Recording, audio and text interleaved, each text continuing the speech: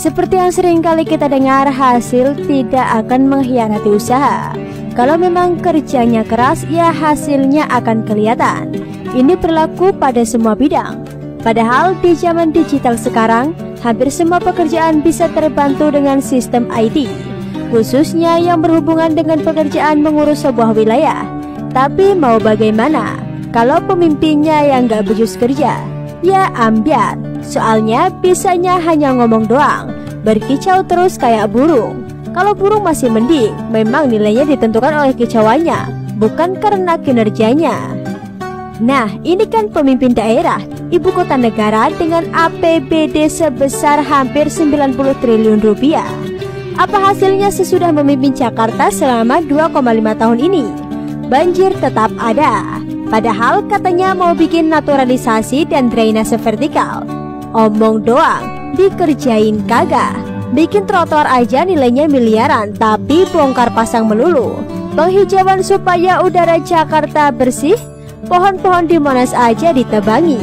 Mana janjinya buat menyediakan rumah yang layak buat warga miskin? Omong doang lagi. Dan sekarang di zaman wabah corona, yang dikerjain ya cuma corona saja. Padahal urusan lain masih banyak. Banjir pun masih melanda. Pencatatan warga miskin yang katanya beres, akhirnya terungkap enggak bener juga. Belusukan nengok warganya sendiri saja hampir tidak pernah.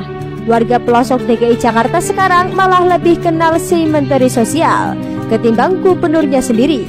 Lalu, yang dikerjain di balai kota itu apa? Kecuali bikin pergub dan konvers. Ahlah.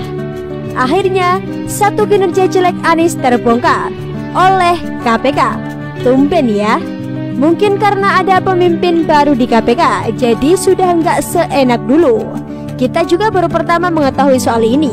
Di tahun-tahun sebelumnya, antara KPK dan Anies nampak baik-baik terus. Bahkan dapat penghargaan kan? Soal apa sih ini? Ternyata ada soal aset Pemprov DKI Jakarta. Di era gubernur sebelumnya, soal aset ini mendapatkan perhatian yang cukup besar. Soal banyaknya aset bermasalah dan buruknya pencatatan aset oleh Pemprov DKI Jakarta sudah diidentifikasi sejak 2015. Ini salah satu pekerjaan besar yang waktu itu mendapatkan perhatian dan dipikirkan cara mengatasinya. Misalnya, ada tanah Dinas Kesehatan DKI yang dijadikan kos-kosan bertingkat, dan ditengarai ada pejabat yang main di sana. Ada pula lahan di Jalan Cakung Cilincing yang belum dicatat menjadi aset DKI Jakarta sejak tahun 1965. Aset banyak yang dikemplang termasuk dijual. Besaran aset yang dimiliki oleh DKI Jakarta tersebut lebih dari 475 triliun rupiah. Wow, besar sekali.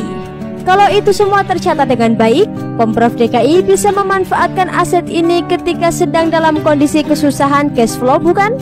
Oleh gubernur sebelumnya sudah diluncurkan sistem e-aset untuk mempermudah identifikasi dan pencatatan aset ini. Aset bukan hanya dicatat ya, juga harus diurus. Yang dikuasai pihak lain ya harus diupayakan kembali. Jadi sistemnya sudah ada. Kata gubernur yang sebelumnya, dalam manajemen orang baik kalau sistemnya tidak benar ada peluang mencuri, maka mereka bisa mencuri. Tapi orang jahat pun kalau sistemnya baik mau mencuri susah, katanya dulu. Di rezim gubernur sekarang, justru KPK mengungkap lambat atau kurangnya kinerja sang gubernur yang ngurusin aset. Masih banyak sekali aset yang bermasalah yang masih dikuasai oleh pihak lain, termasuk penguasaan benda-benda tetap milik perseroan atau warisan Belanda, rumah atau kendaraan dinas yang masih dalam penguasaan pensiunan, dan aset yang belum optimal pemanfaatannya. Nilainya masih ratusan triliun rupiah. Aset-aset ini dapat diselesaikan baik secara perdata maupun secara pidana. Semoga kalaupun harus secara pidana, kami memiliki strategi agar dapat memenangkan perkara yang disidangkan.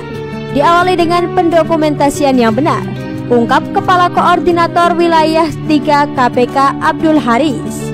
Nah, masalahnya di pencatatan dan pendokumentasian itu yang tidak juga dibereskan oleh Anies dan jajarannya selama 2,5 tahun ini.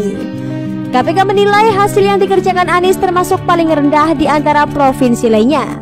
Misalnya, Data per 31 Desember 2019 menunjukkan baru 3.202 bidang tanah yang bersertifikasi atau 9,99% dari keseluruhan 32.039 bidang tanah yang dimiliki Pemda DKI. Untuk itu, KPK mengeluarkan banyak rekomendasi untuk dikerjakan oleh Anies dan jajarannya. Antara lain penerbitan Perda Pengelolaan Barang Milik Daerah atau PMD, identifikasi aset bersama seluruh organisasi perangkat daerah atau OPD, mengadakan koordinasi dengan BPN dan Kejaksaan, pengecekan langsung aset bermasalah, dan sebagainya. Oh iya, PR Anies banyak sekali, hanya satu di bidang ini saja, yang jika sudah dikerjakan sejak 2,5 tahun lalu, PR itu sekarang jadi sedikit. Aset pun bisa dimanfaatkan untuk menambah cash flow dalam penanganan wabah corona. Namun apa daya, nggak dikerjain sih. Sementara sekarang ini katanya pendapatan DKI Jakarta turun sampai 40-an triliun kan? Akhirnya tunjangan pegawai dipotong-potong. Bagaimana menurut Anda?